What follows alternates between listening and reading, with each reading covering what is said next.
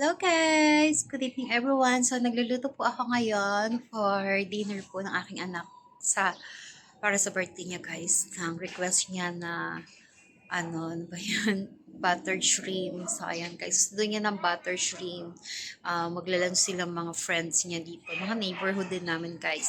So yun ang gusto niya, simpleng handaan lang guys. So ayan. So lutuin na natin ng buttered chicken bago pa siya dumating dahil bumibili siya ng chicken din. Hindi pala butter chicken, sorry. I'm out of my mind. Shrimp buttered pala, guys. So, ayan, guys. Kanyang karami yung bawang niya, guys. Ayan. Papupulahin muna natin. Then, ito, guys, yung soup po. Parang ang liit niya sa camera, pero malalaki siya, guys. Ayan. Pinakuloan ko na siya sa Sprite at nilagyan ko na rin siya ng pampasarap. So, ayan, guys. While waiting po na mag-brown yung nilagyan ko siyang konting onions, tsaka napakaraming bawang. So, ayan guys. Ito ang ako pala kasi ng mga bata sa dyan. So, habang niluto ko shrimp, kuha din ako ng gulaman. Pinagsabay ko yung shrimps, tsaka gulam guys. So, ito siya guys. Nagawa ko na siya. Tingnan natin. So, ayan na yung ginawa kong gulaman guys.